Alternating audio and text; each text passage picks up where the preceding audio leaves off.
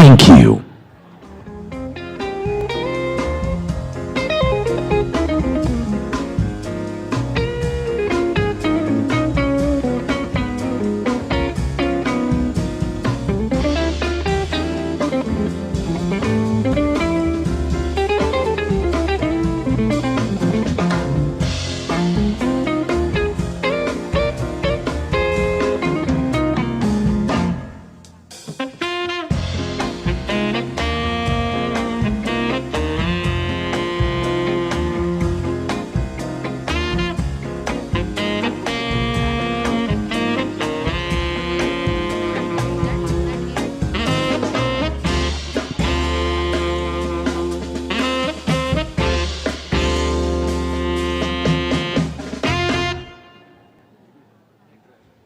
Okay, so this is your first voice.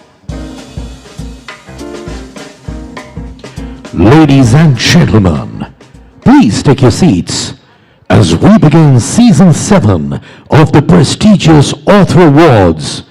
We invite you to watch a short film that traces our journey so far.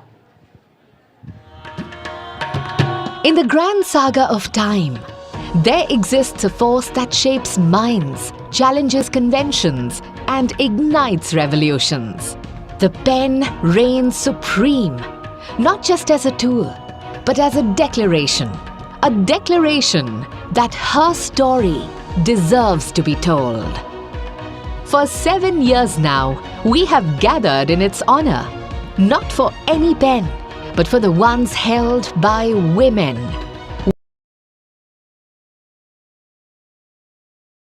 Windows to other worlds and bridges between hearts that had never met. Welcome to the 7th season of the Author Awards, presented by JK Paper in association with The Times of India. This journey began in 2019, a whisper that dared to become a roar.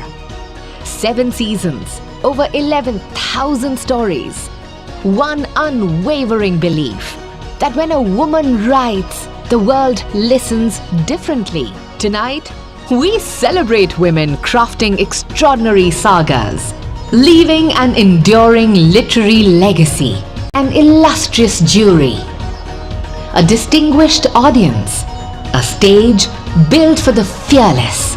Ladies and gentlemen, tonight's host, Siddharth Kannan. Good evening, ladies and gentlemen.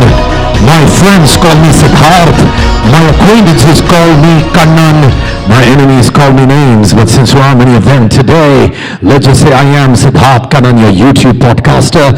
With your blessings, crossed 1,000 million views today on YouTube podcast. So thank you so much. I feel so happy being amongst each one of you. A thunderous round of applause to each one of you, ladies and gentlemen. Kabir sir, you know I love you a lot, right? Been the heartbeat of India's literary journey, asking daring questions, sparking dialogues, and inspiring social change. The Author Awards were born to celebrate the spirit, to honor creativity, courage, and the passion for storytelling that continues to shape our cultural landscape. This platform, believe you me, is not just about recognition. It's about empowering women to share their stories with pride and confidence. And what a response we received this year. An overwhelming 2,980 entries across 5 categories. Come on, that deserves rooftop applause. Each one of them a testament to the growing strength and the brilliance of women's voices in literature. Tonight, we celebrate those voices, the journeys behind them, the power of words to transform society. So settle in, enjoy the evening, and let's honor the remarkable women who make India's literary world shine brighter every year.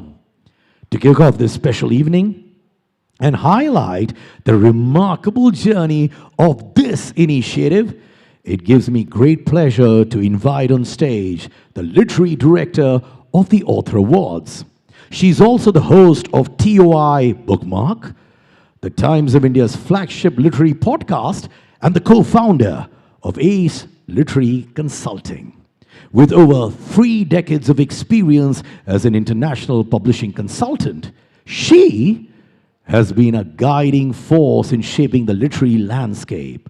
Please join me in welcoming the incomparable Ms. Jaya Bhattacharjee Rose on stage, please.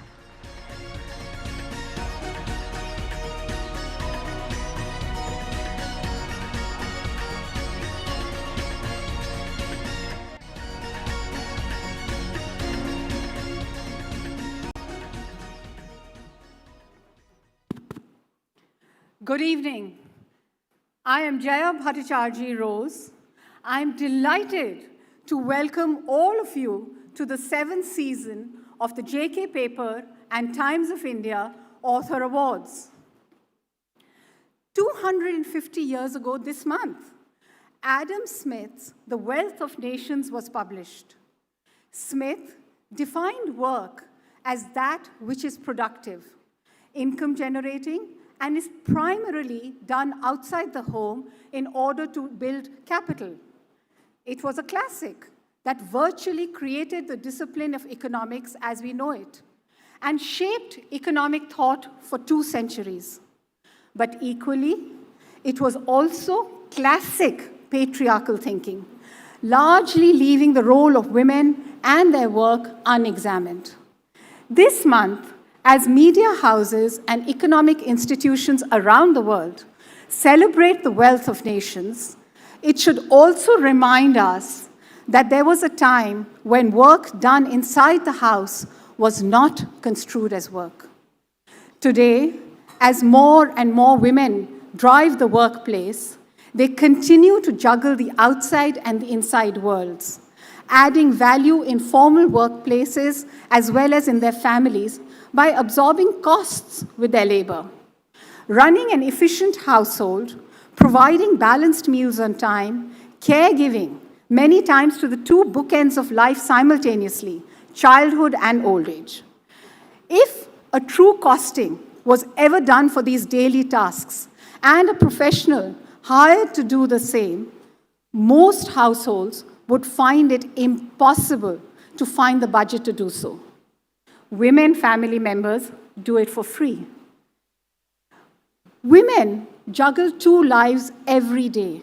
They multitask. Women writers exhibit an extraordinary ability to balance contradictory and complex worlds. Against all odds, they find the time to write, to create. Whatever it takes, they just do it. Writing is not a side hobby. At times, it is squeezed out by women in a state of exhaustion after having done their work. It is an intellectual labor that deserves time and respect. They write fiction, short stories, narrative nonfiction, biographies, reportage, illustrated stories, and more. Their storytelling finds its form and expression. Women have always been storytellers, from oral traditions whispered across generations to novels that challenge power structures. Women writers have shaped how we see the world. Yet, for centuries, their voices have been minimized, dismissed, or forced into the margins. And still, despite these barriers, they have persisted.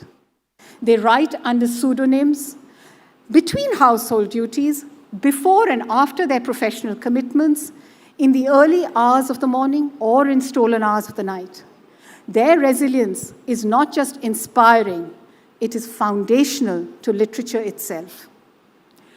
As the biggest literary platform in the country for women writers, the Author Awards honors the writers who made the biggest difference, those who stood out for their originality, those who reached out to diverse audiences, and those who spoke of, for, and to India in the most interesting ways.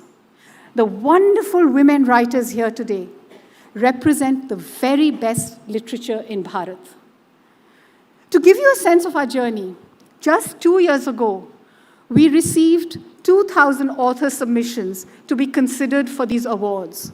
This year, we got 3,000. It is a measure of the confidence and trust placed in us by India's finest literary minds. It is also a lot of work for our distinguished jury.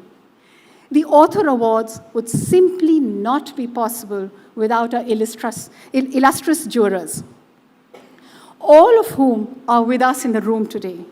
Thank you for your valuable time, detailed evaluation, constructive conversations, for seriously engaging with and appreciating the vastly diverse array of literature that you were presented with.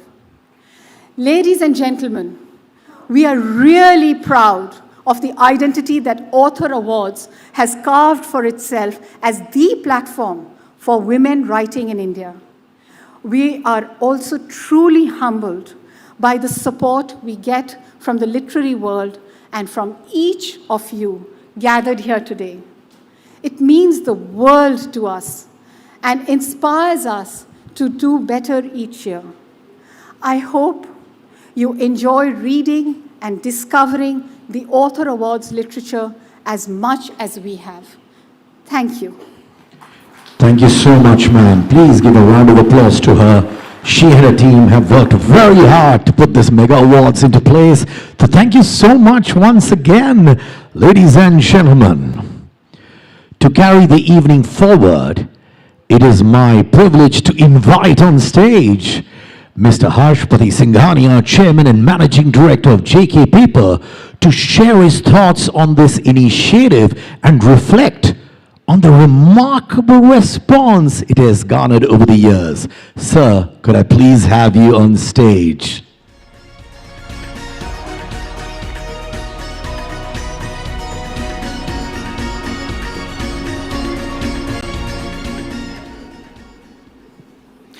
Good evening, ladies and gentlemen. A very warm welcome to each one of you. And it's truly a pleasure to welcome all of you to the 7th edition of the Author Awards. Before I begin, let me say that since a paper company is involved with these awards, you wouldn't actually be expecting me to read out from a teleprompter or from an iPhone. So there you are. There are many uses of paper, one of which is to make this humble servant of yours tell you something. So tonight we celebrate the women whose stories move hearts, challenge perspectives, and at times change the directions of conversations in society. When JK Paper launched Author Awards in association with Times of India, the idea was simple yet meaningful: to create a platform that recognizes and celebrates the voices of women authors across genres and to highlight their contributions to India's literary landscape. Over the years, the idea has steadily grown into a vibrant and credible literary platform. This season alone, as you already heard, we received close to 3,000 entries across categories such as Best Fiction, Non-Fiction, Debut, Children's Literature, and Best Manuscript. There is also a Popular Choice Award. From Season 1 to Season 7, the Author Awards have now received over 12,000 entries cumulatively. 7, ladies and gentlemen, is often seen as a number of significance. And for us, it reflects the journey of building this platform with consistency and care. Behind these numbers lies a rigorous and carefully designed evaluation process. Every submission undergoes a detailed review and is assessed through multiple stages to ensure fairness, credibility, and the higher standards of literary evaluation, supported by an eminent jury representing diverse perspectives from the world of literature and the arts.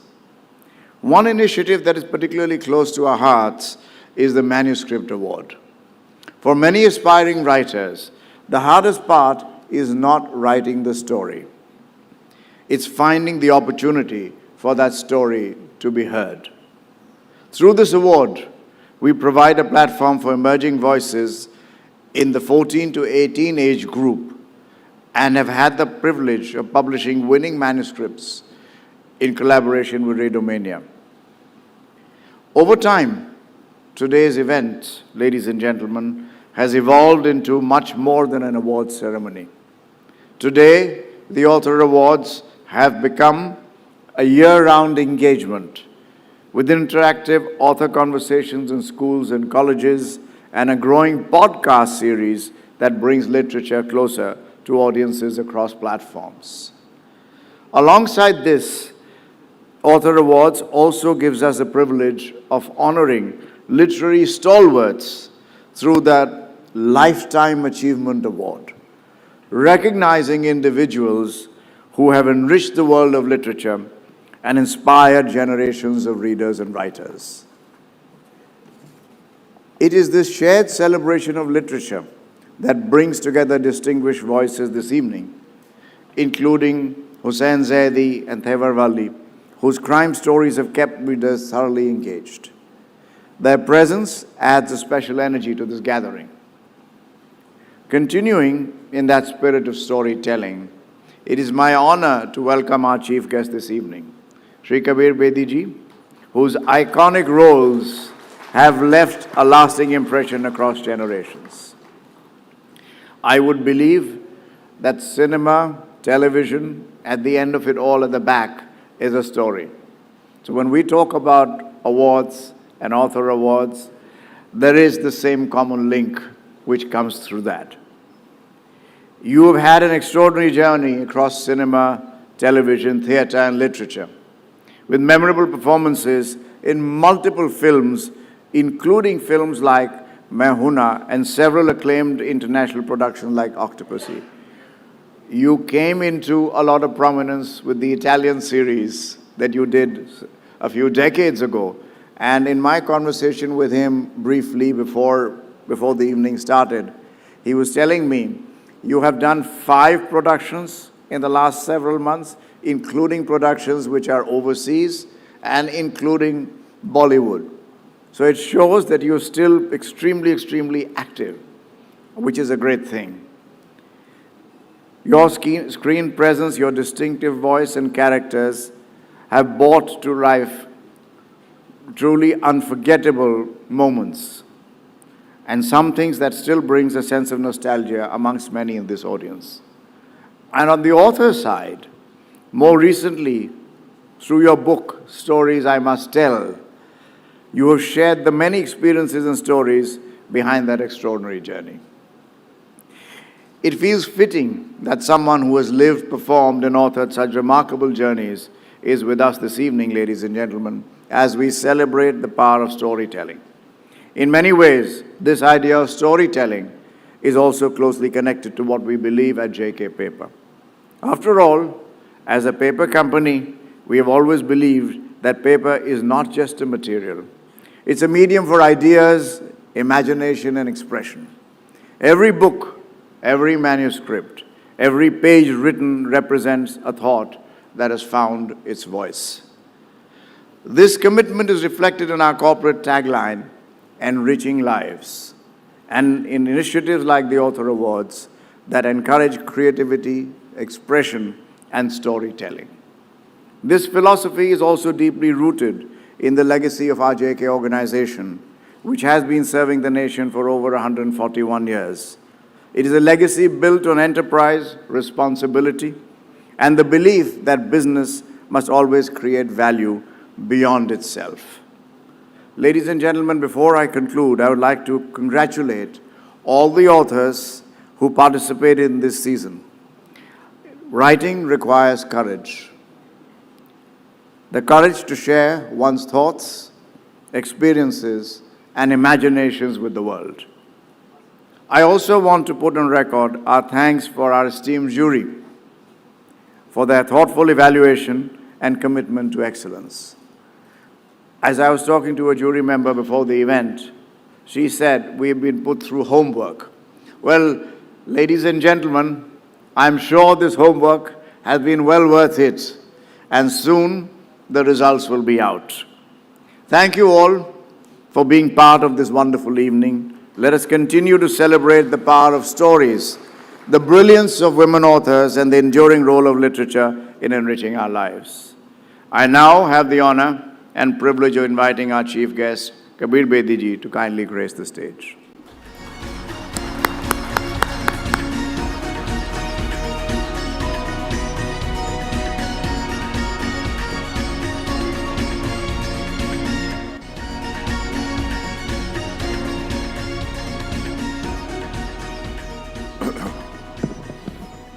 Good evening, ladies and gentlemen, distinguished guests, celebrated authors, and lovers of literature.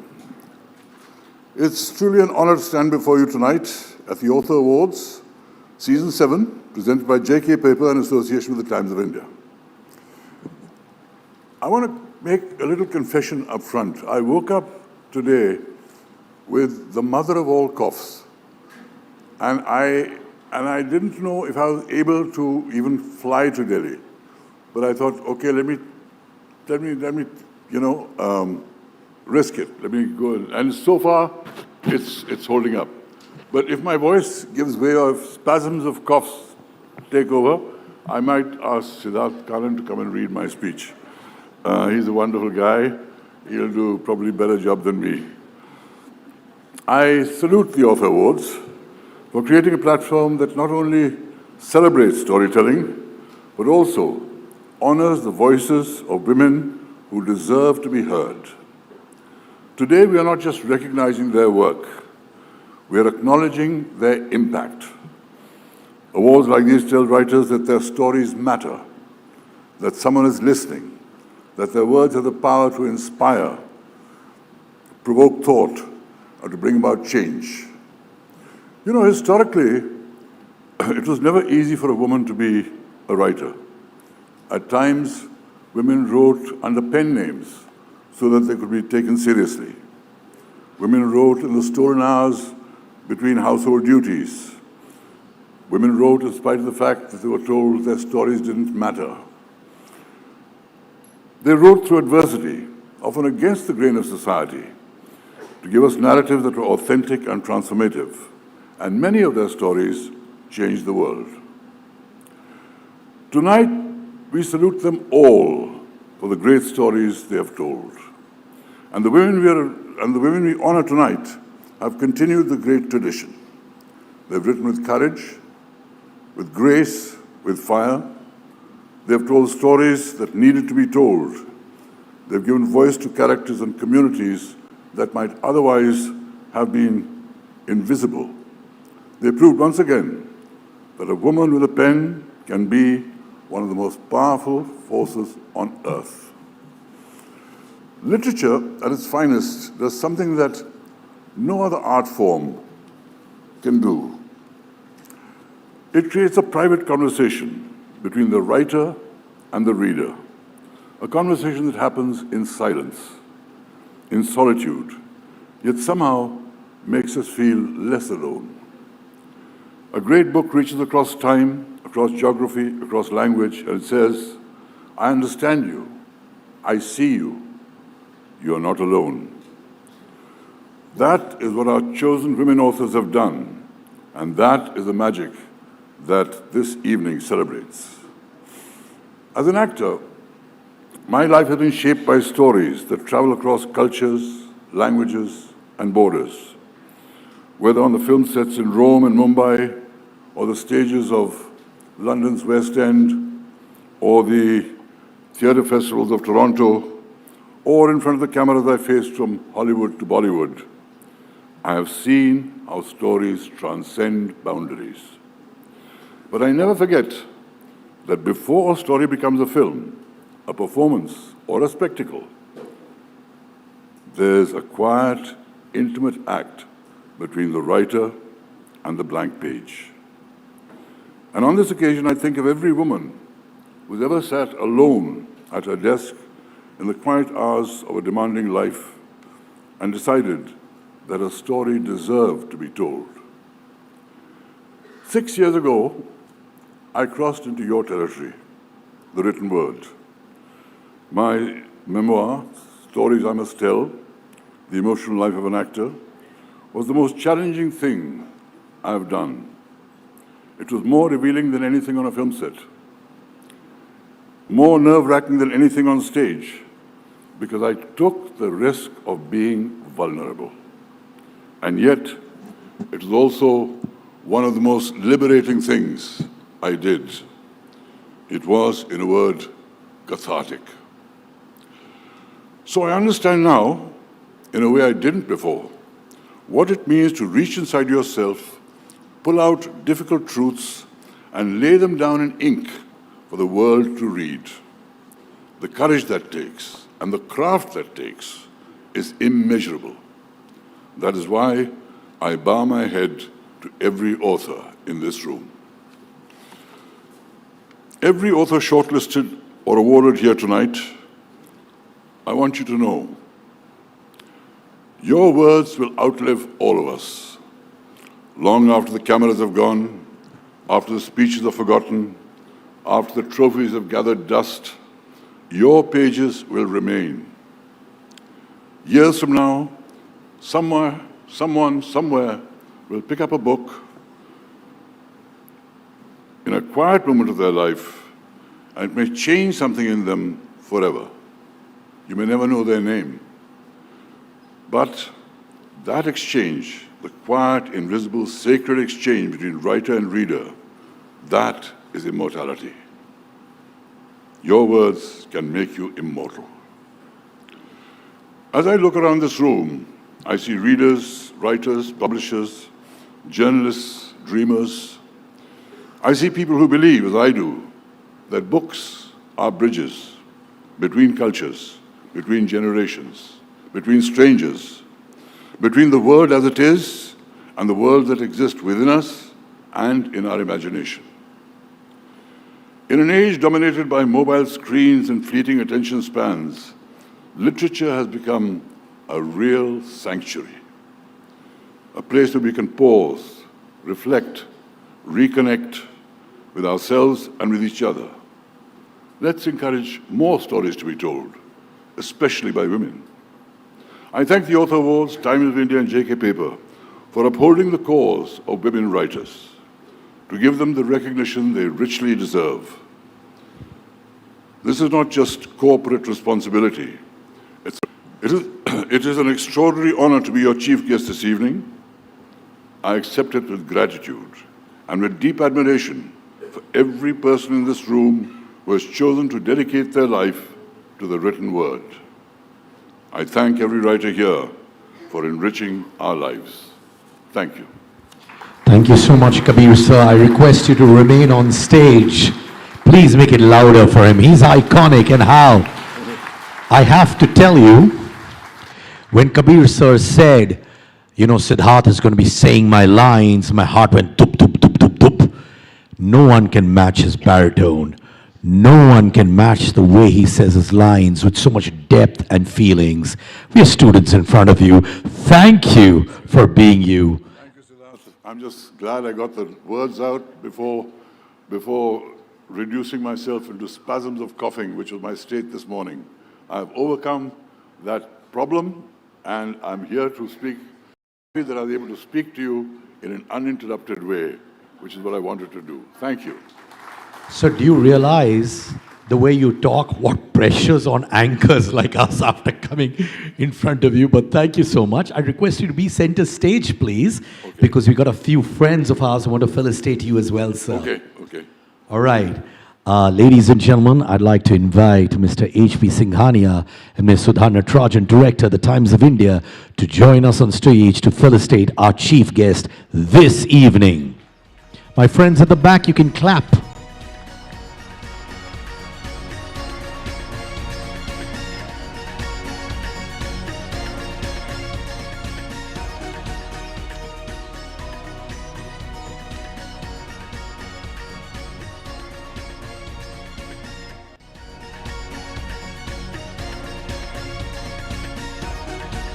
Mr. Bedi, being a complete warrior today, might have had bouts of cough in the morning, but nobody can stop him, can we? Thank you, sir, for being unstoppable. Thank you, Mr. Singhania. Thank you, Ms. Natarajan. Thank you, Mr. Bedi. I request all of you to please take your seats as well. And Mr. Bedi, I mean that from the bottom of my heart. That was truly inspiring. Your words have uplifted and motivated us, and has been a true honor to have you this evening as well. Now, moving ahead, please welcome back on stage Jaya Bhattacharjee rose to host a brief conversation with two leading voices in investigative and true crime writing.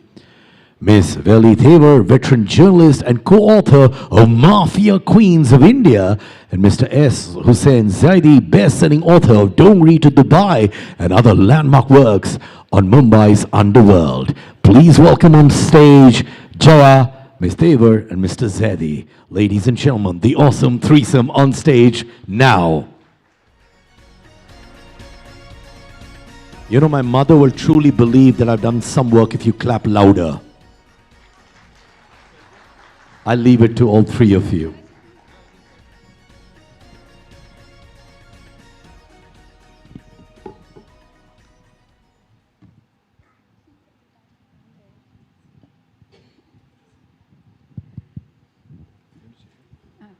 Good evening, everyone.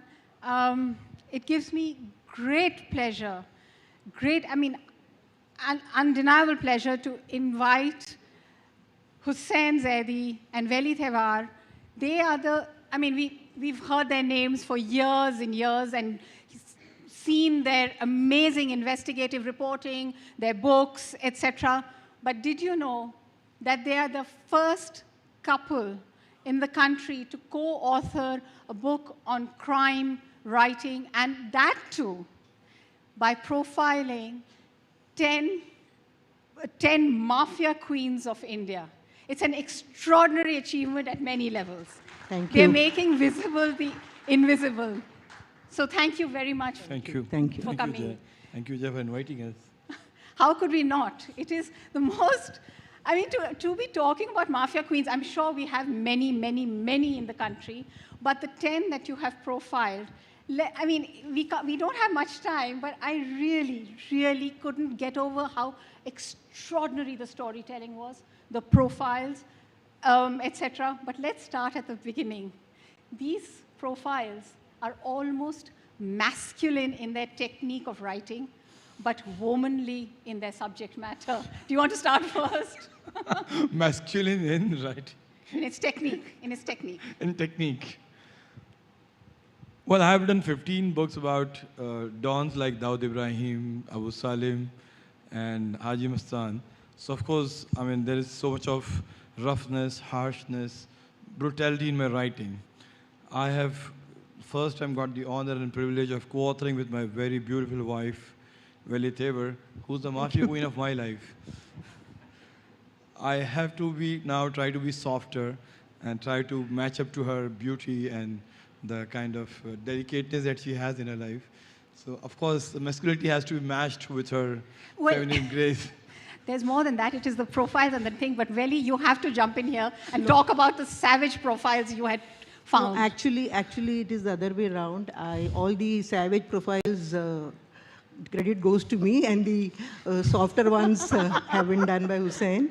And he, surprisingly, the women whom he met were all women he was very impressed with. Beautiful.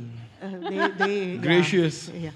So I was a typical hardcore kind of journalist, since I'm a journalist. So my the kind of reporting that I do, that kind of seeped into my writing, like Sonu Punjaban or Jaya Chadha, Saira Begum. But he did Cleopatra and Baharo. And you fell in love with all of them. But come on, Jaya Chadha and all were really savage. The way she had her husband killed and took over his business. The Matka Empire. Yeah. The Matka Empire. She took over the Matka Empire. Correct. And Cleopatra's story is not far from finished. Yeah. My whole point is Cleopatra had so many beautiful things to her. She was a very nice person. She didn't want to become a mafia queen by choice, by volition. She got forced into it. But even when she became a mafia queen, she kind of gave up this life and started reforming people. You know, about 150 people in Kerala were trying to join ISIS. She stopped them, dissuaded them from joining ISIS. Now, which mafia queen who has been into world of crime is going to reform youths, 150 youths, from joining a terror organization? So I'm saying there are various shades to all these kind of women. Well, you do that. Actually, both of you did through the life cycles of the women, the mafias in this, didn't you? Sorry? You did the kind of the life cycle. You did the backstory. You talked about their life, and some of them, like Kusuma and all, right to their deathbed. So even in Cleopatra, I mean, I would like to jump in there. So she was the woman. She was a kingmaker in Vardarajan Mudalayar's life. So Vardarajan Mudalayar is this don of Mumbai, and so she was a woman who kind of made him Vardarajan Mudalayar. So I kind of think that towards the end of her life, she was fighting cancer, and so there was some kind of a redemption aspect to it, that she kind of did this thing where she kind of got this ISIS people from, these boys from, not getting recruited into the ISIS group. But that is my point of view, because as I said, Cleopatra is his baby. No, but due apology to all the women present here. Howsoever powerful, smart, brilliant they might be, but they are incomplete without a very nice, smart woman on the side. So please don't take offense. Vardarajan Mudalayar was a very ferocious don, but the man didn't have any brains or brilliance of running an empire. This educated girl, Cleopatra, stepped into his life and then taught a don how to run his gang, how to build an empire, and how to ensure that he becomes the most powerful don in the city of Mumbai in 80s and 90s. Well, she taught him, but what about the other mafia queen you profile, who was Dawood Ibrahim's Masi? Jaina Masi. Jaina Bai Daruwali. Yeah. So now Jaina Masi was a police informer. She actually was a freedom fighter. Yeah. She stayed back in India while her husband migrated to Pakistan. And she had nothing else to do, so she started black marketing of rice and other things. And slowly she got liquor into Muslim area of Dongri and South Mumbai. So there she was facing a lot of problems and challenges. But then she became so smart that on one hand she was running, with the Mumbai crime branch officers, some kind of operation, secret operation. On the other hand, she was hobnobbing with the mafia dons like Haji Mastan, Karim Lala, Dawood Ibrahim. So Dawood used to call her Masi, Haji Mastan was calling her sister, and Karim Lala used to listen to each and every advice that she used to give out to him. So just imagine a woman's versatility. And she was the informant. But really, I mean, how did you select these profiles? Because, you have that one about the Chambal ravines. One would expect you to write about Phulan Devi, but you choose Kusuma, who is very violent. Yeah, so Phulan Devi kind of, if you had read Kusuma's story, you would realize that Kusuma, she always had this big hang-up about Phulan Devi. Yes. So it's there in the entire story. You would know that there was this thing about, and there was the caste issue also. Like Phulan Devi was from a different community, from different caste, and Kusuma came from a little different caste. So we thought that Phulan Devi had been written about so much, and there was another woman whom we could have written about. So that is why we chose Kusuma. But tell me something. We began this conversation by saying that both of you have these extraordinary skill sets. And of course, you're professional in your own right. But here, as a married couple, you were bringing your strengths, your cross-pollination of expertise. How does it work out? I mean, how do you select your pieces? How do you do the writing? Because here we are in a room full of writers, out to celebrate writers. It would be interesting to see a duo who's known each other so well and is so familiar with the styles. How do you insert yourselves in each other's writing? We will go first, really. So, see, Hussain, he is very good. He is a very good choreographer. Yeah. As I've said again and again, he looks at the story visually, completely. But I am more into the writing part. And he knows how to... See, for example, when I started selecting the women for this book, So he knew that there was something lacking in it, in the sense that there was something that would connect and link all the stories together. That's how he got Cleopatra. So, and that really, kind of put the book together in all ways. Kind of it connected the dots. So my whole point is that working with Veli taught me so many things. I've worked with one co-author earlier, but Veli, you should also know that it's she who should be blamed for bringing me into crime journalism. I was a business journalist working for Exhibition World, a very nice, simple guy, and she brought me into crime journalism and made me write out all those bad guys. So after this kind of transformation, it was quite a challenge to work with her and co-author on this book. Imagine how I would have coped up while writing this book with her. So I really think that as a couple, you should not work together. There was so much of differences, conflicts, disagreements. She said, no, I know a woman very well and I know what would be her motivations. And I said, well, I've done this 15 times earlier, so I know that it's the best way to tell the story in this manner. So like for last 1.5 years, we were fighting every day 3 times. So, I don't know whether you know the story about this sailing couple who went together. Actually, I don't want to take their names now.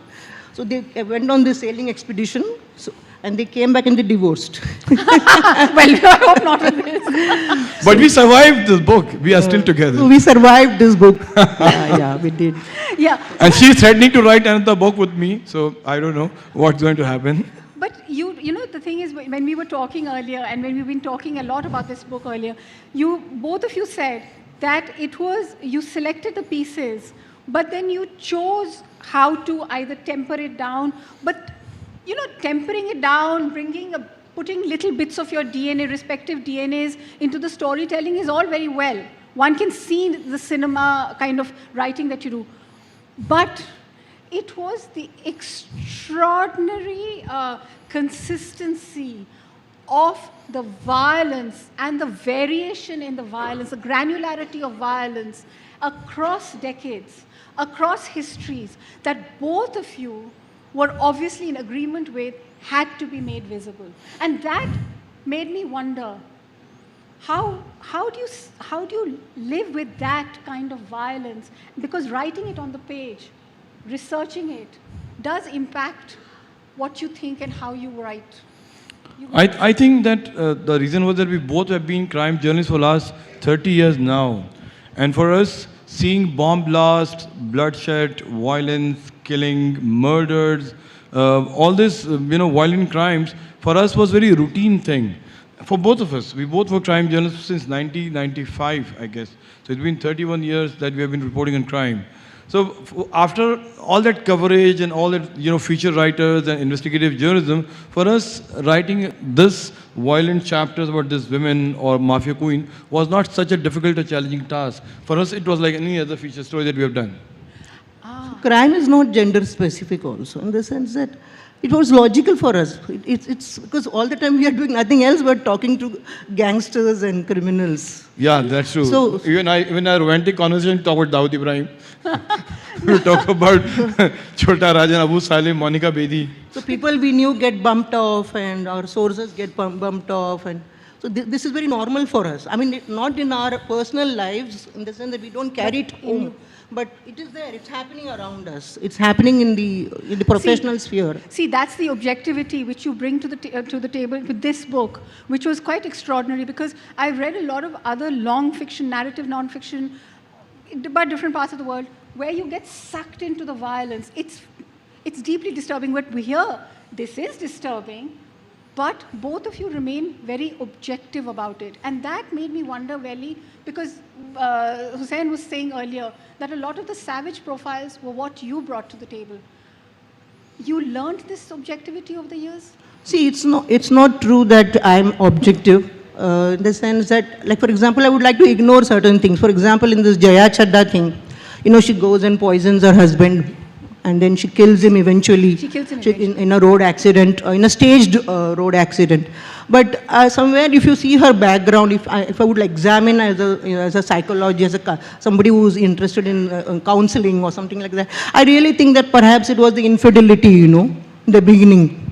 When there was this phase in Mumbai where men were into this beer bar girls, so her husband was also part of that. So perhaps that changed her, but I'm not looking into that aspect of it. In the sense that I'm only looking into the crime aspect of it, in the what she did.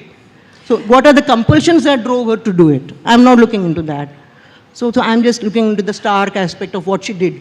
That's a very interesting point you made about how crime doesn't see gender, because that is the balance which comes out in all the stories.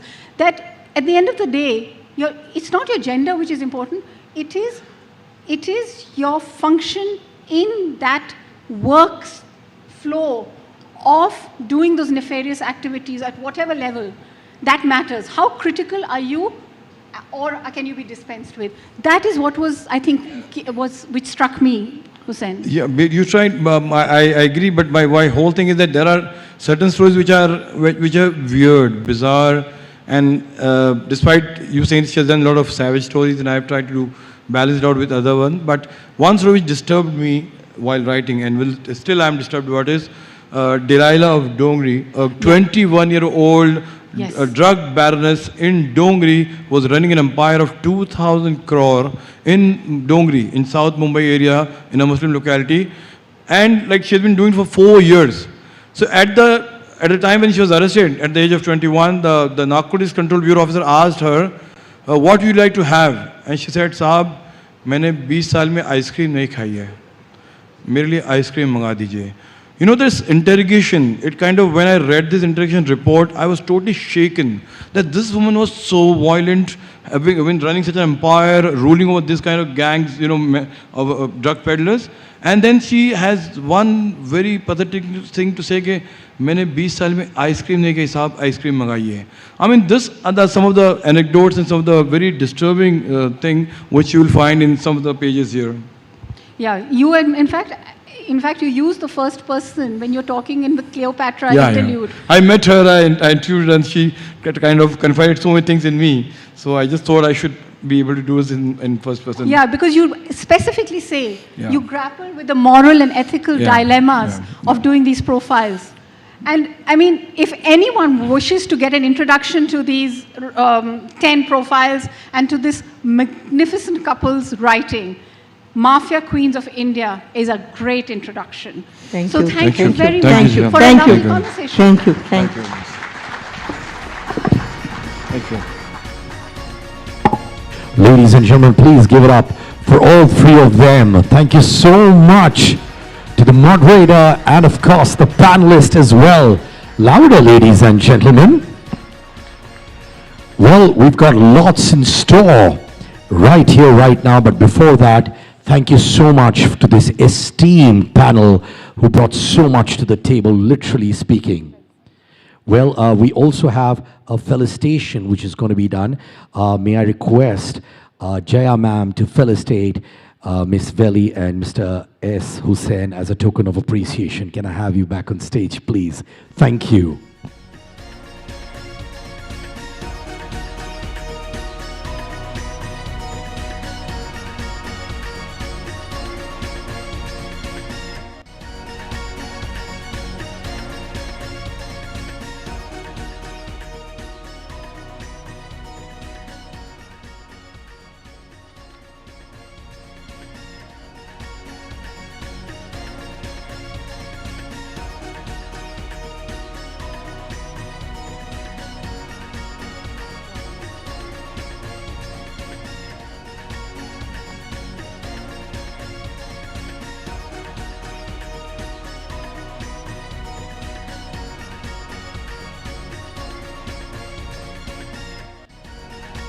The photo opportunity happening. Thank you so much. Every word coming out of this panel was truly keeping me hooked on.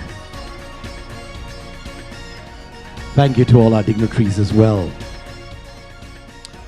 Now, ladies and gentlemen, as we move forward, I would like to recognize the exceptional dedication of our jury, who painstakingly reviewed a vast number of entries to select the very best.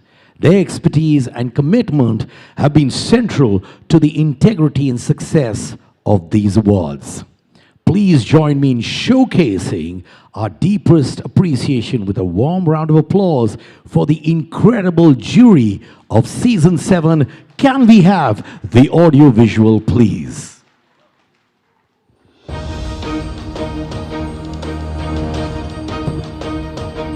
Jury for Best Fiction. Manju Kapoor, Commonwealth Writers' Prize winner. Her novels are best-selling, award-winning, and adapted for television. Sudeep Nagarkar, author of 17 best-selling novels. Forbes India Celebrity Long Listee, translated into Hindi, Marathi, and Telugu. Kiran Manral, author, journalist, and curator, with 20 years in Indian storytelling. Co-host of the podcast, Not Your Auntie. Jury for Best Non-Fiction. Ravikant Kisana, author of Meet the Savarnas, academic, podcaster, and performer. Known as the Buffalo Intellectual. Amrita Shah, former editor of Elle and Debonair, award-winning author of Ahmedabad, and Vikram Sarabhai. Dr. Radha Kumar, historian and author on democracy and feminism, including Paradise at War, former JNK interlocutor. Jury for Best Children's Literature. Neil De Silva, pioneer of Indian folklore horror, former Bram Stoker Awards jury chair, TEDx speaker, and co-founder of LitVenture.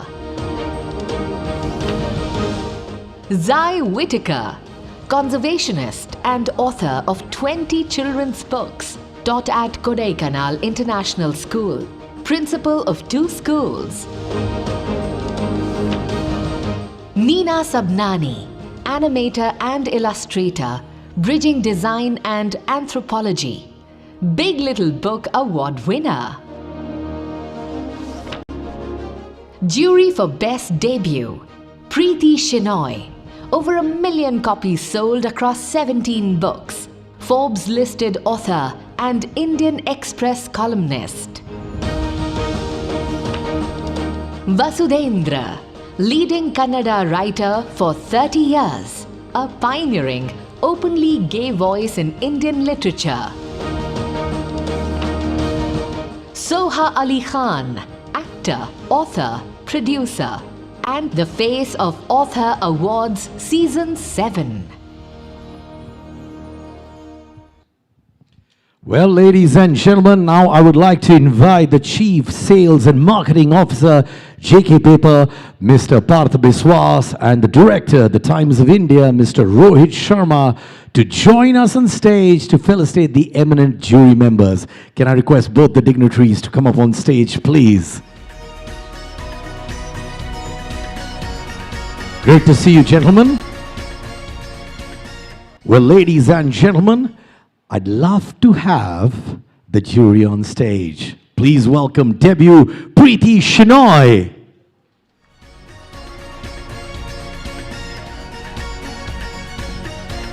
Ladies and gentlemen, Soha Ali Khan.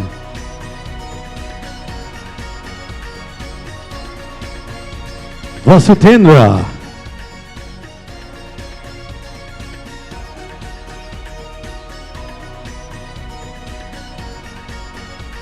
Well, fiction, Manju Kapoor, due to unforeseen circumstances, she could not join us today, but you can still applaud for her, ladies and gentlemen.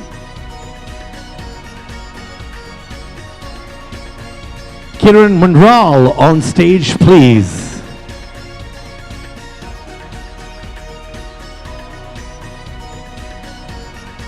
Sudeep Nagarkar.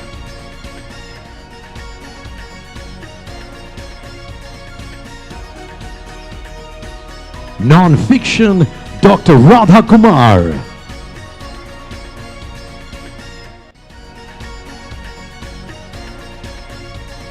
Amrita Shah.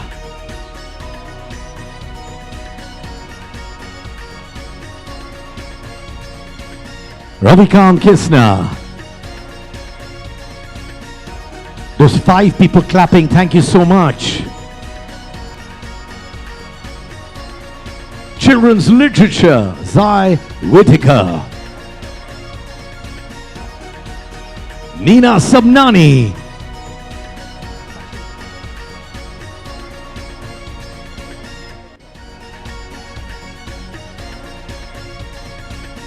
Neil D'Souza.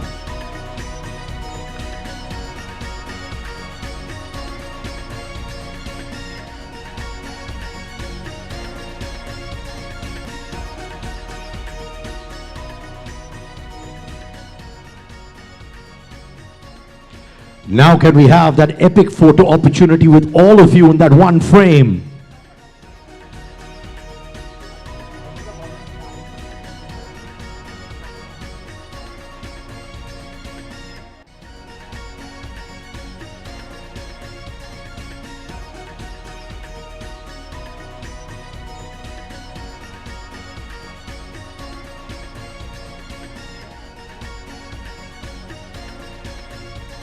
We've got the finest photographers who'll make sure that the picture will come out beautifully. One of the photographers worked on the film Bahubali. Last time he took a picture of my face, only my shoes came.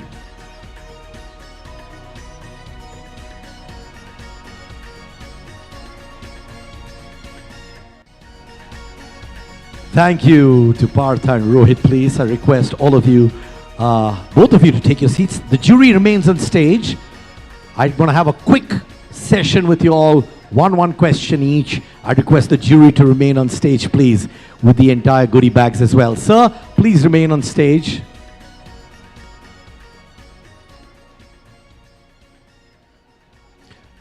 We have a wonderful volunteer as well. It's his birthday today, ladies and gentlemen.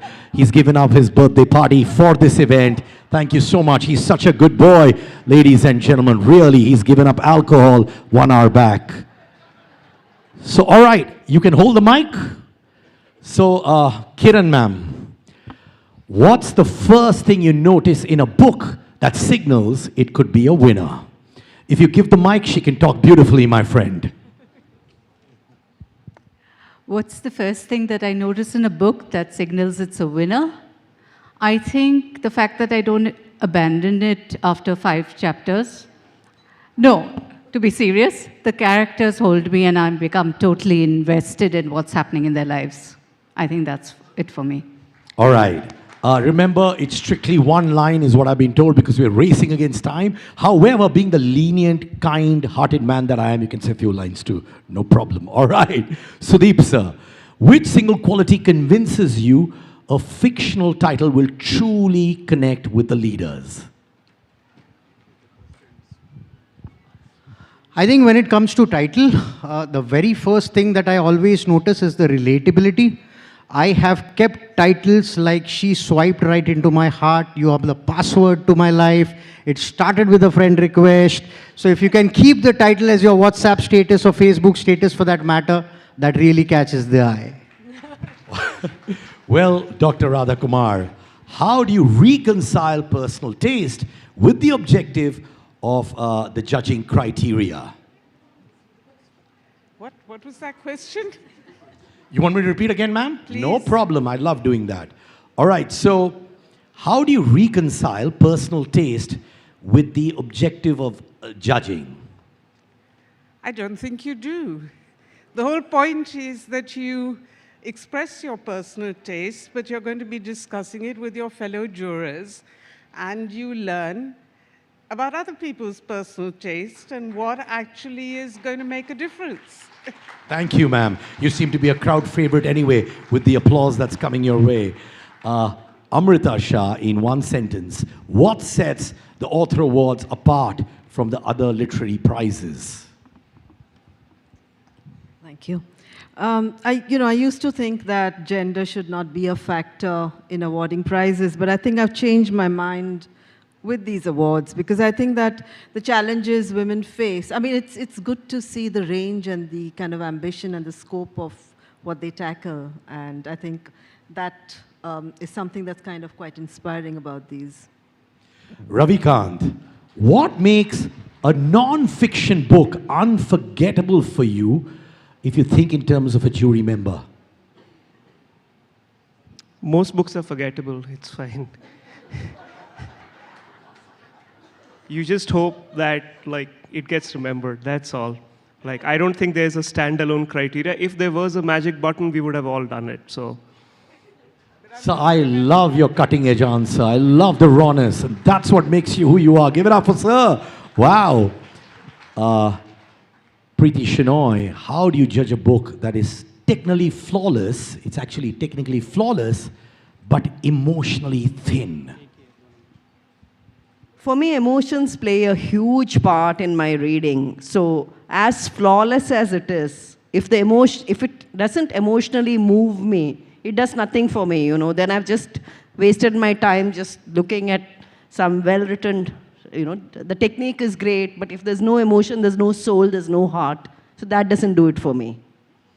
Well, Soha, as the campaign ambassador, what single quality do you think helps a debut author reach their readers? Firstly, this is very nerve-wracking, just being here. It's also the most difficult question, because I think if we said talent equals popularity, I think we all know that's not the case. So perhaps if you can get Arundhati Roy to give you a good review, that might help.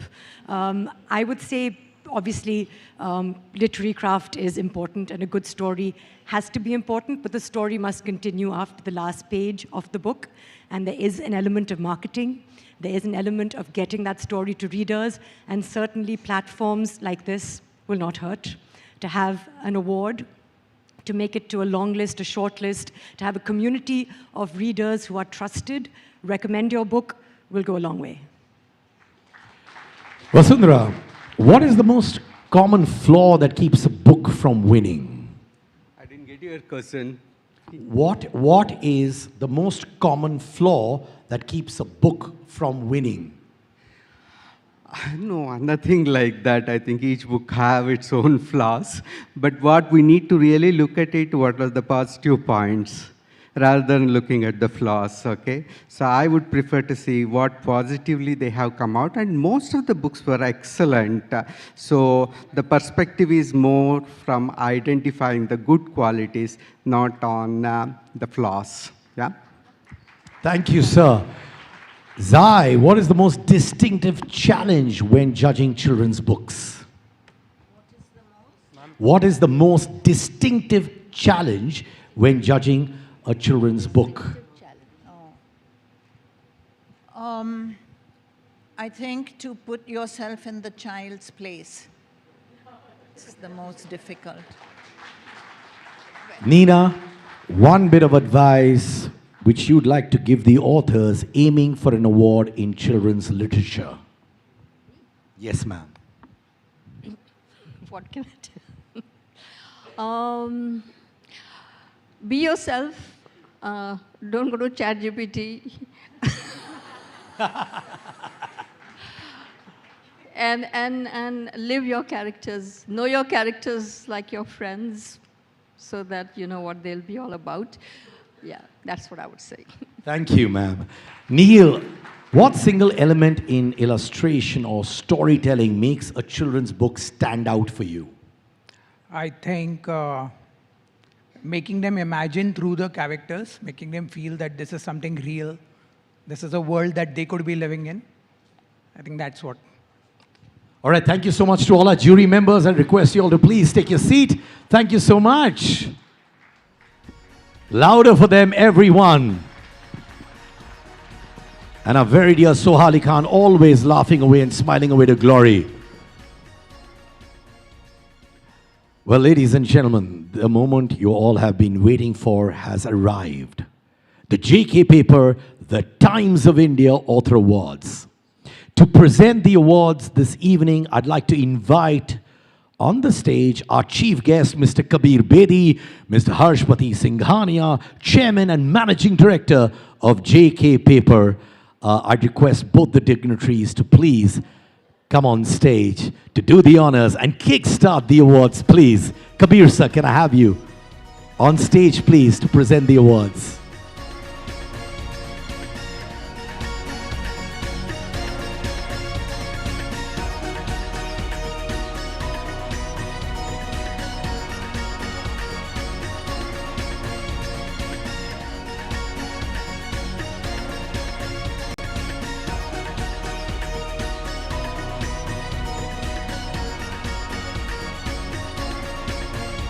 Our first award this evening is for Best Author Children's Literature. Here are the nominees. Filled with wonder, curiosity, and heart, these stories ignite young minds and open doors to endless imagination. Nominations for the Best Children's Literature are Anita Nair for her book Sneaker Party, publisher Penguin Random House India. Likla Lal for her book Ganesh Haloi, Colors of Home, publisher Art First and KNMA. Shriya Ramachandran for her book Rain Holiday, publisher Speaking Tiger.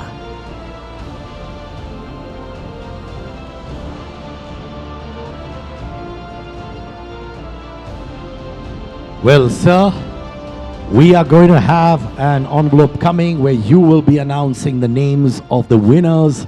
It's going to be a tough choice. It has been tough for the jury members as well. But, sir, waiting to hear the names of the winners.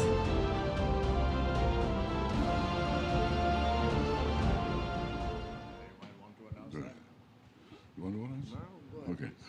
Best Children's Literature Author, Likha Lal for Ganesh Haloi, Colors of Home. What a wonderful choice. Congratulations to Likha Lal. Please join me in celebrating achievement. Congratulations, ma'am. Here's to Lady Power.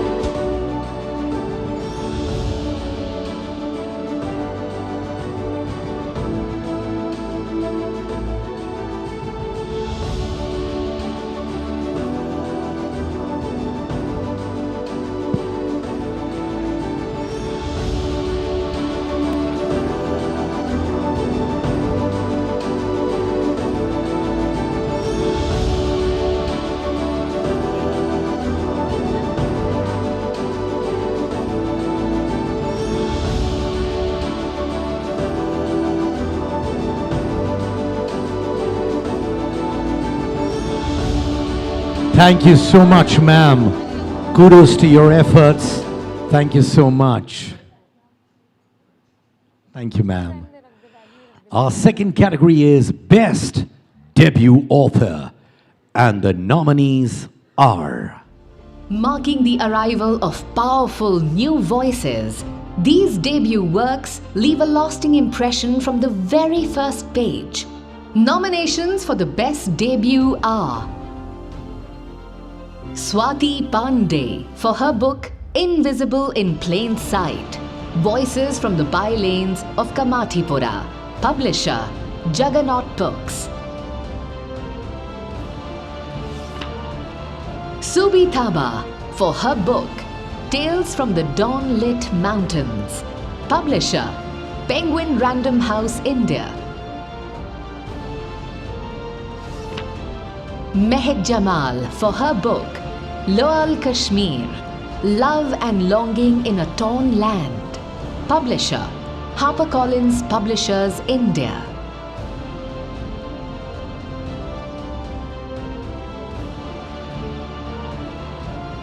Well, gentlemen, it's time to announce the winners once again. Even our volunteers are reading the name behind and getting very, very excited. That's why they take time, because they're reading it backstage. They also want to know the winners.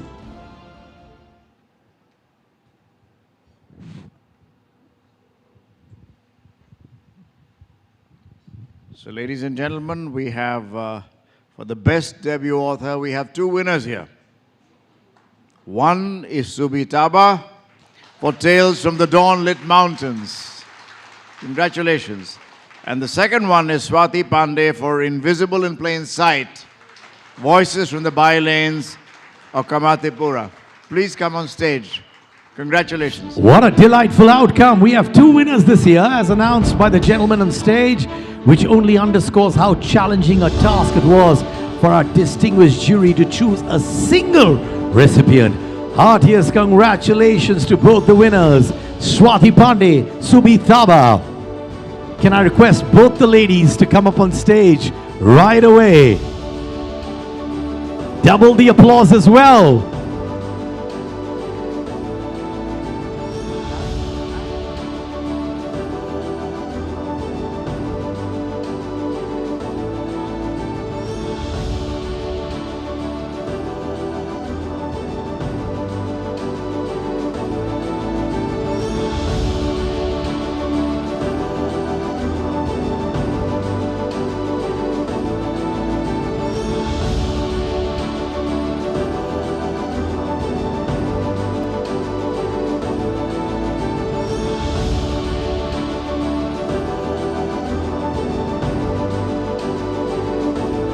Thank you to both our winners.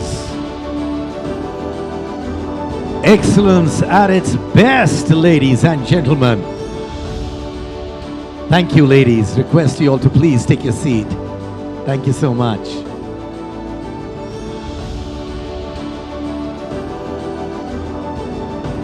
Now we move on to our third category, which is Best Author Non-Fiction.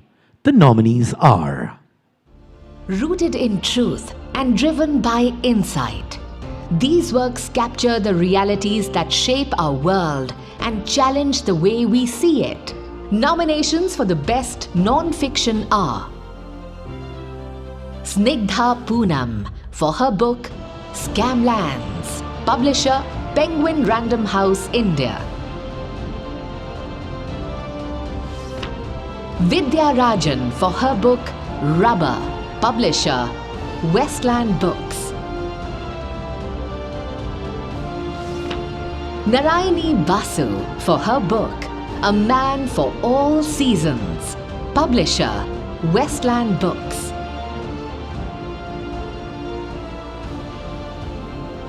You know what I'm loving about this particular category is, if a cricket stadium can have people cheering loudly, I love the fact that all the nominees got such strong applause and cheering from that side. Round of applause for them, please. That's it. Who says you can't clap loudly for an award show like this? One more time, please. We have two winners. Best Author Non-Fiction, winner 1, Vidya Rajan for Rubber. Winner 2, Narayani Basu for A Man for All Seasons. Sir, we should have a special prize for that segment of people seated there, sir. We have to, right? What a splendid outcome. 2 winners. Again, a testament to how tough a choice it was for our distinguished jury. Warmest congratulations to both the recipients. Congratulations, Narayani Basu. Congratulations, Vidya Rajan. Well, Vidya is based in the US, so I may request her publisher, Westland Books, to accept the trophy on her behalf.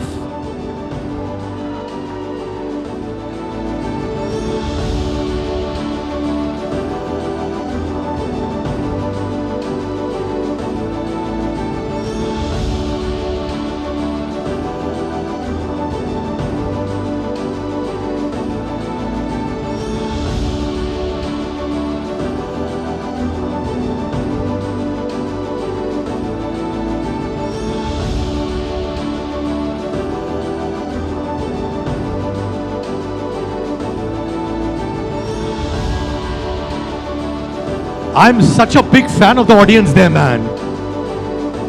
I want to give you a standing ovation.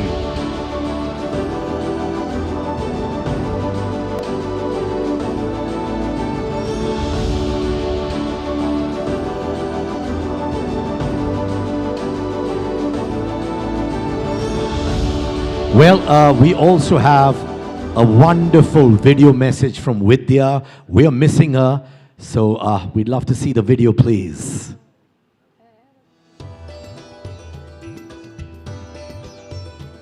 It is a great honor to receive the Author Non-Fiction Award for my book Rubber, and I accept it with gratitude and humility. I thank J.K. Paper and the Times of India for an award which highlights the singular experiences and voices of women. Thank you to Literary Director Ms. Jaya Bhattacharjee Rose, the eminent jury panel, my publisher Westland Books, copy editor Sanjana, and everyone here today to make this occasion a success. I'm sorry to not be there in person. Each writer puts their best words forward, but for Rubber, I owe thanks to so many people. Acknowledgement section in my book is 2 pages long. I want to particularly thank the farmers and scientists in Kerala and readers and academics around the world who shared their experiences and provided their feedback unstintingly. I have 2 specific points I want to make with your indulgence. The first is that we should all be mindful of the commodities that we use. Their story is our story, and their provenance and their journey to us affects us all. The second is that I want to celebrate the curiosity, symbiosis, and life of the mind that we as readers and writers of books represent. Well, your applause should be so loud that she can hear it whichever part of the world she is in now. Come on, once more for her. Well, we're moving on to our 4th category, which is Best Author Fiction. And the nominees are... Where stories transcend the ordinary and imagination takes center stage, we honor voices that bring unforgettable worlds to life. Nominations for the Best Fiction are Kaveri Nambisan for her book Rising Suns, publisher Penguin Random House India. Annie Zaidi for her book The Comeback, a novel, publisher Aleph Book Company. Kiran Desai for her book Loneliness of Sonia and Sunny, publisher Penguin Random House India.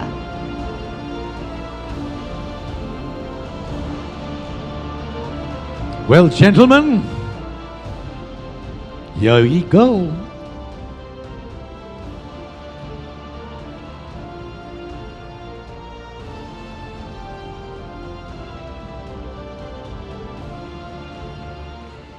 Best Author Fiction, Kaveri Nambisan for Rising Suns. What a brilliant choice. Congratulations to Kaveri Nambisan. Please join me in celebrating our outstanding achievement. Kudos to you, ma'am.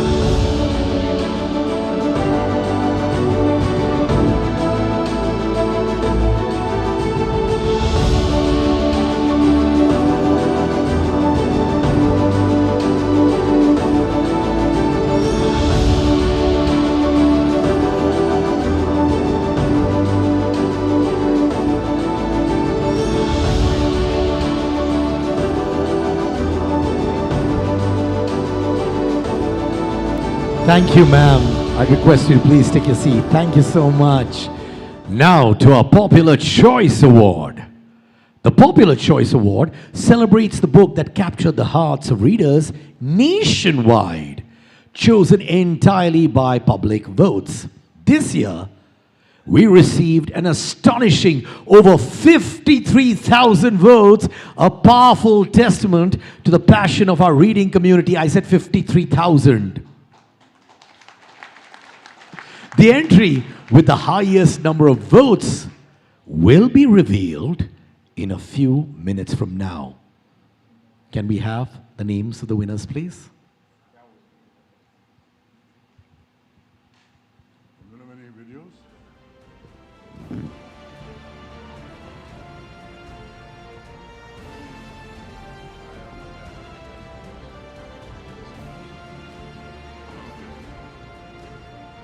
Category Popular Choice, Auther Gill for Blame It on the Hormones, The Divine Chemistry, The Daily Chaos. Incredible, what a result. Heartfelt congratulations to Auther Gill for winning the Popular Choice Award for the 2nd year running.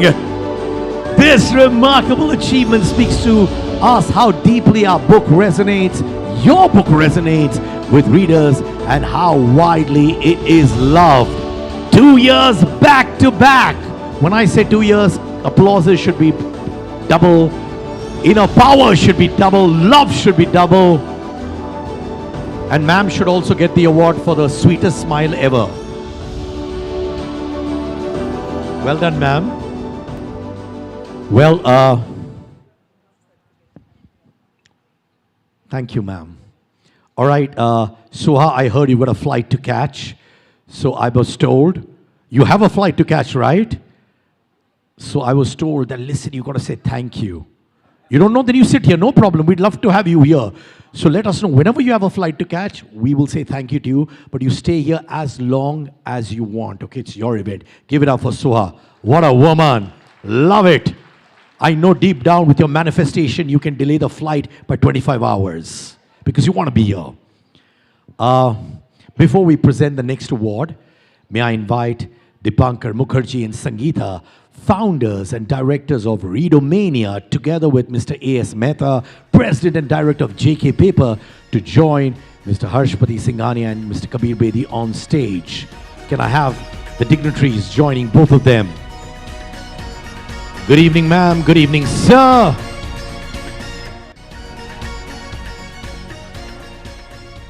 In season 4, we introduce the best manuscript category to recognize and encourage emerging winners and writers. Now, over the past 3 years, winners have collaborated with Readomania and JK Paper, resulting in publication by Readomania. Readomania exists to nurture, curate, and bring to you content that you love. It's a publishing house that takes pride in encouraging talent, new or old, and provides a wonderful platform for awesome stories. Ladies and gentlemen, we'd also like to extend a heartfelt thanks to Jaya, Smita, Surabhi, and the Readomania team, Dipankar, Indrani, and everyone involved for their painstaking work in reviewing every manuscript. And now, the winner of the best manuscript, and the only person who knows this, Kabir sir, is me. All right? That's why I've got the body language of swag. So ladies and gentlemen, the winner of the best manuscript is, we'll be announcing it 20 minutes later after this short break. No. Sanvi Shabish for City of Doom. The present and future of young India there.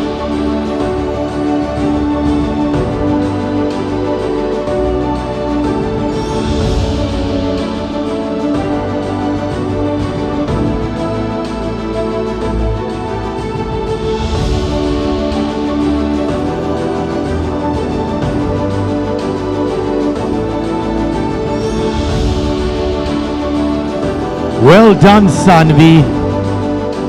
Well done. We're so proud of you, okay? Now, we have a very close runner-up this year. Sir, runner-up this year.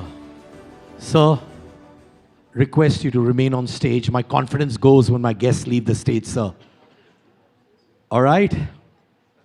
Thank you. So now, we have a very close runner-up this year. Prachi Digambar Bhusari for The Unknown Rescue. May I request Prachi to please come on stage to accept her certificate of recognition. Give it up for Prachi. Remember, it's a very close runner-up.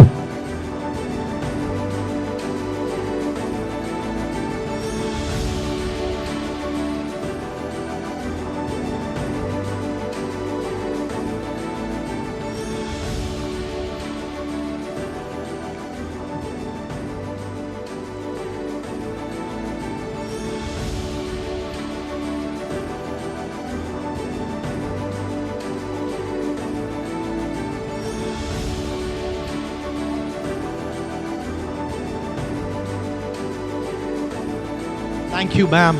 And like I said, you know, it was so close. So we're very proud of you as well. Give it up for her, ladies and gentlemen. Yeah. I request rest of the dignitaries to leave the stage, but thank you for joining us. So both of you remain. You've got to remain here, sir. We love you too much to let go of you. Well, lady, yes, sir, charming personality, I agree, both of you. Well, ladies and gentlemen, it's now time for the evening's most prestigious honor, the Lifetime Achievement Award. Ladies and gentlemen, this, of course, is a special person who's going to be coming on stage to give us a little lowdown on this, to introduce the esteemed accolade and announce this year's recipient. Please welcome Smita Mishra, editor, Times of India Lifestyle, editor, Times Food, Times Travel, and editorial director of the Author Awards. Ma'am, it's over to you. Give it up for ma'am, please.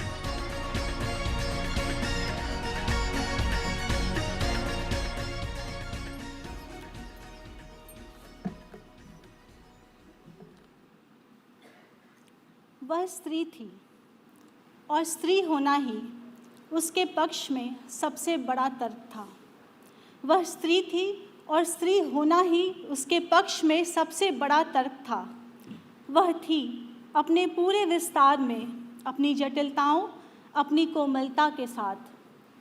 वह थी अपने पूरे विस्तार में, अपनी जटिलताओं, अपनी कोमलता के साथ। और यही पर्याप्त था कि वह स्त्री थी और होना ही उसका सबसे सशक्त उत्तर था। Today, we are here to honor a woman who has made a difference that the world should know about. She's a voice that rose from the margins and reshaped the very center of literary and social discourse. Born in a small village in Ratnagiri, she transformed the personal experiences of caste and gender discrimination into a powerful force for change. Her work has given expression to the silenced realities of Dalit women, bringing their struggles, resilience, and dignity into the collective consciousness.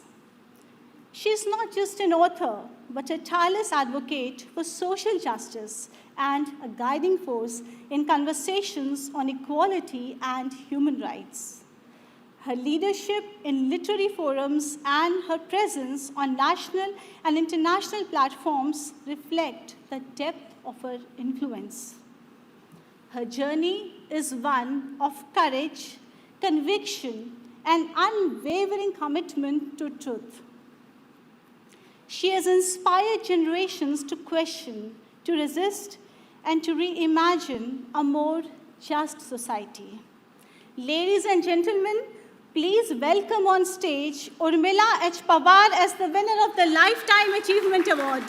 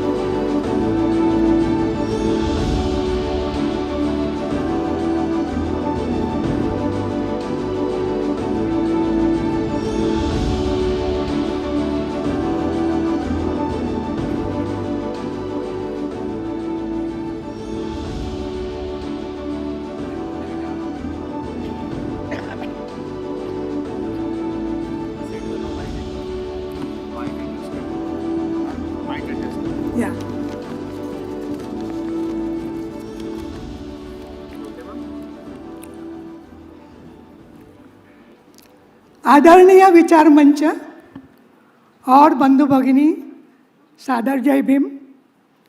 Jaya जी ने मुझे पूछा कि आप कौन सी भाषा में बोलेगी, तो मैंने कहा कि आमची Marathi,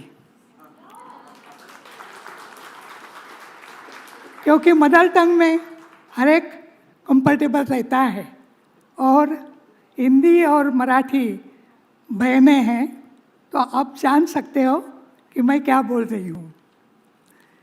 GK paper limited, Times of India and Kabir Bedi ji के हाथ से मुझे ये पुरस्कार मिला, जो हमारे हीरो थे।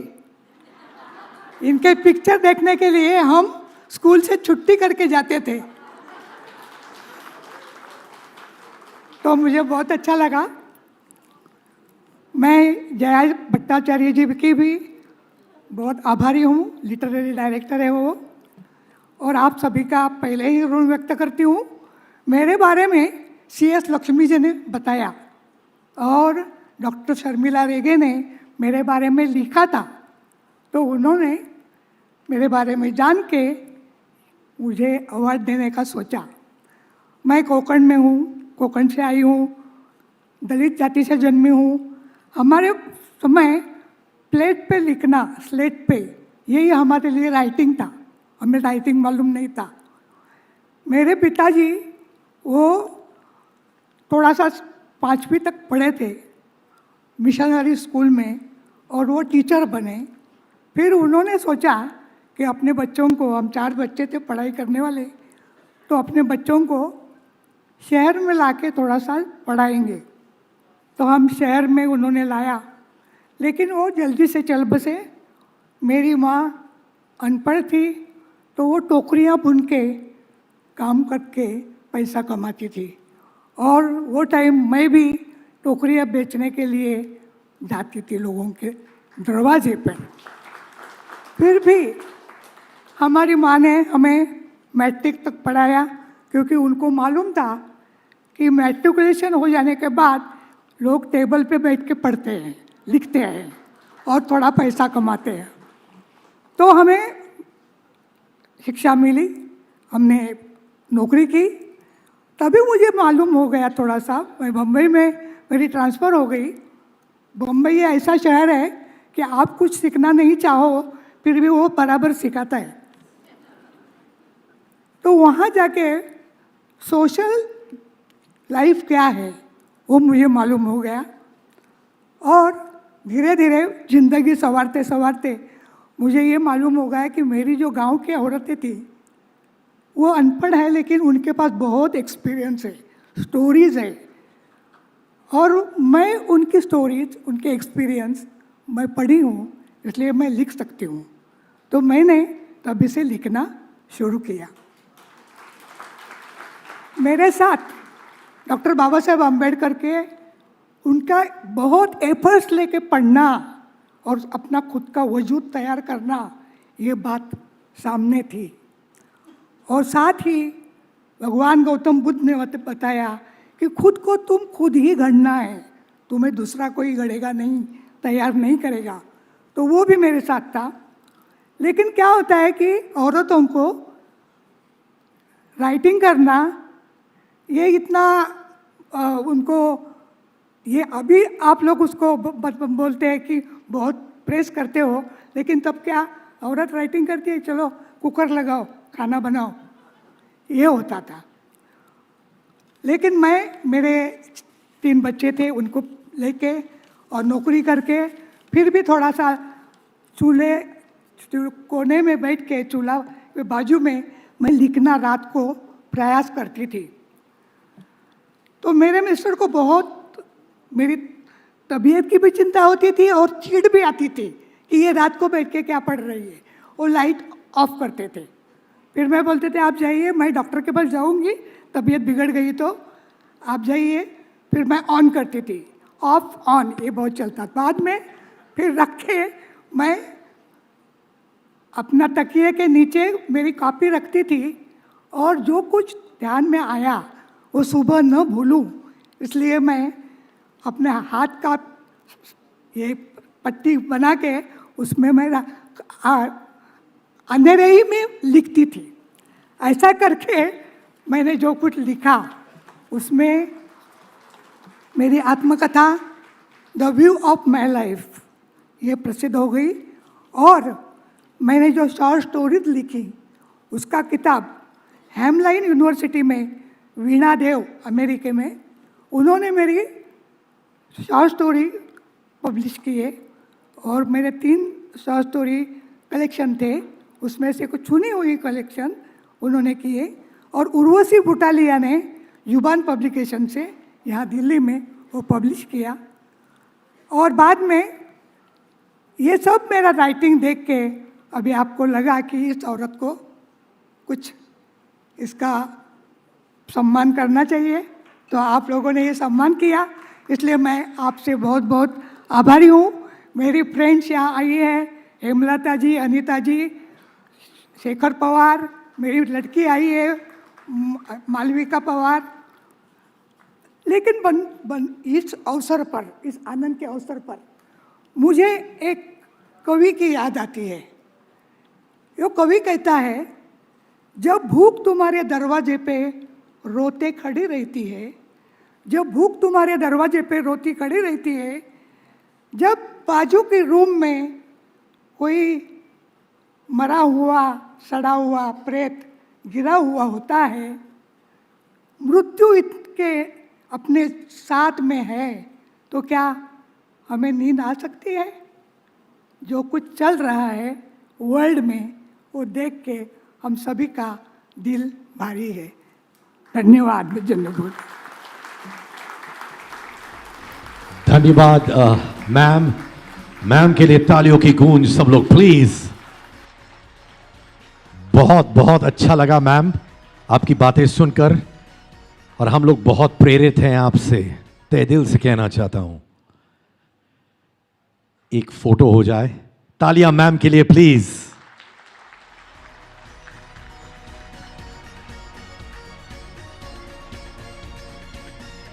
धन्यवाद मैम, बहुत अच्छा लगा आपसे मिलकर, सुनकर आपको।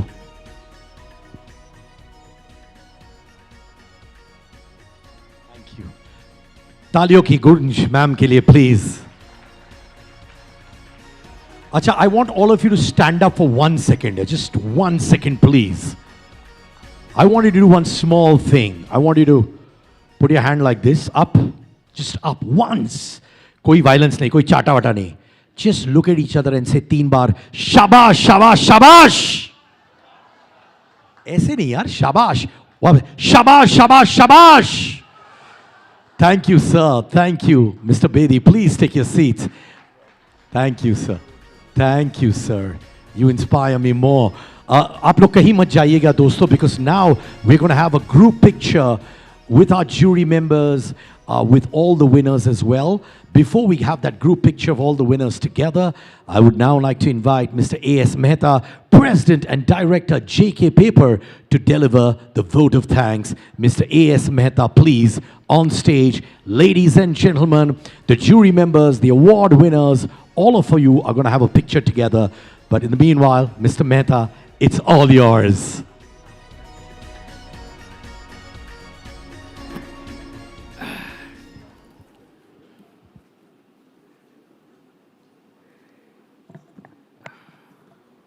Very good evening, everyone.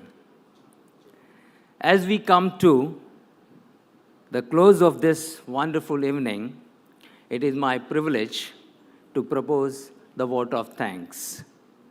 Tonight has been a celebration of powerful storytelling and remarkable voices of women who not only contributed or they shaped the literary landscape, but also holistic national and cultural landscape. The Author Award has grown into a meaningful platform that honors women authors whose stories challenge ideas, inspire readers, and bring new perspectives. This evening has once again reminded us that stories have the power to move minds and enrich lives. Over 3,000 entries is the testimony of the salience of the award. A grateful thanks to all the writers, as we all know, even to write a para is so difficult. Imagine the authors who are writing books and books and books, hundreds and thousands of pages. So grateful thanks to all the writers whose books have been evaluated by our jury members, and also to all the writers, those who did not participate in this award-winning event. I would like to begin my expression, our heartful gratitude to our chief guest, Sri Kabir Bedi ji. Your presence today added immense warmth and prestige to this evening. Your journey across cinema, theater, and storytelling continues to inspire all of us. We are truly honored that you joined us today and traveled to Delhi in this difficult time. My sincere thanks also to our fireside chat guests Hussein Zaidi and Thiver Valley. The chat was amazing. In fact, it was revealing something different to all of us. A very special tribute this evening goes to our Lifetime Achievement Awardee, Shri Urmila ji. Your story and the life is truly inspiring to the new generation. We would like to thank our distinguished jury members, those who are present here. Their task was truly very difficult to judge. So many entries and so rewarding books written by all the writers. And your thoughtful evaluation and dedication ensure that the Author Awards continue to hold the highest literacy standards. Our sincere gratitude to our partner, the Times of India, the entire team under the leadership of the Bhattacharya, and their hard work is the testament of this event.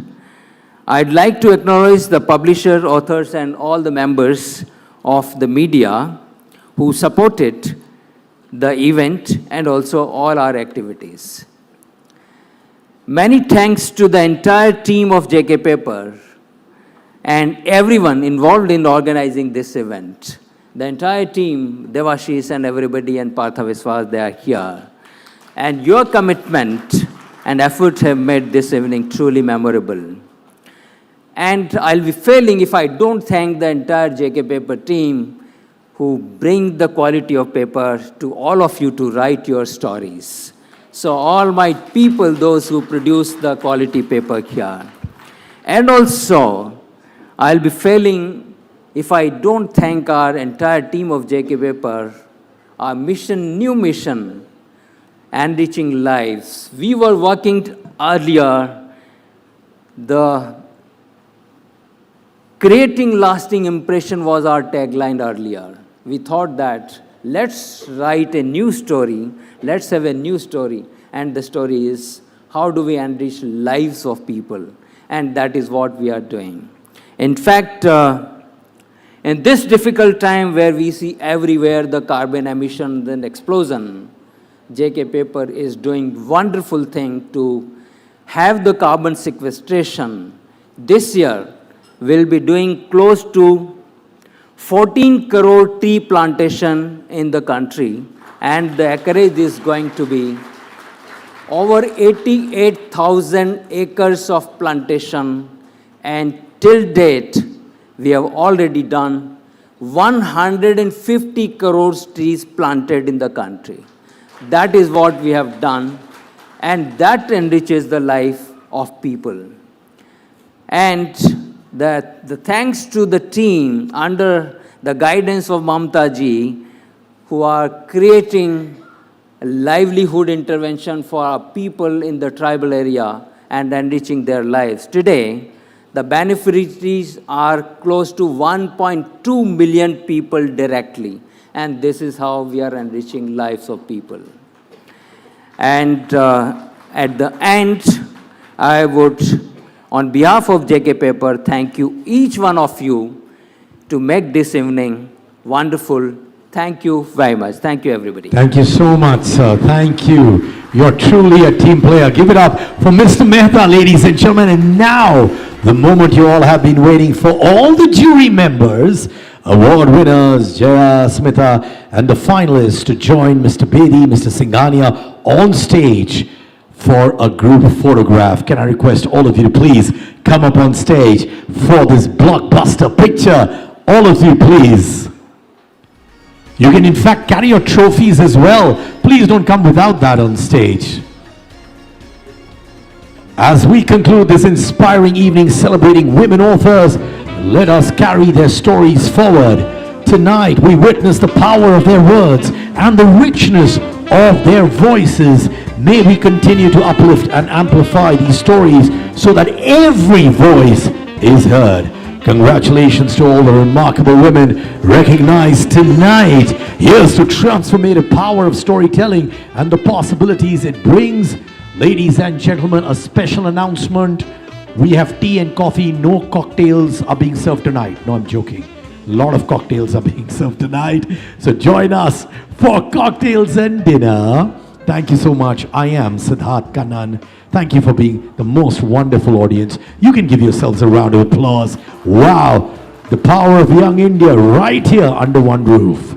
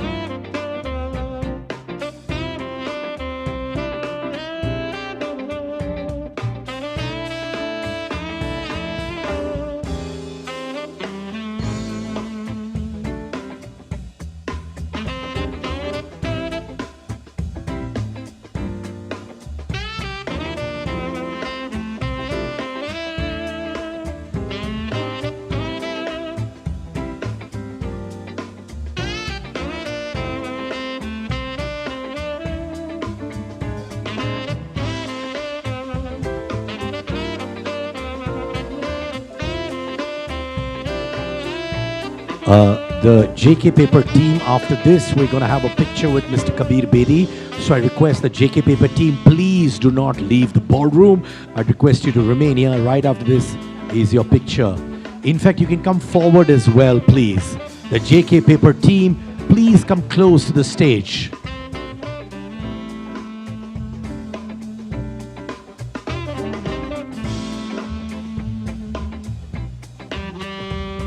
Thank you to all our winners. However, the JK Paper team, like I said, I hope you're close to the stage. Mr. Bedi is very, very excited to click a picture with all of you. The never say die spirit of JK Paper right here, right now. Can I have you on stage, please?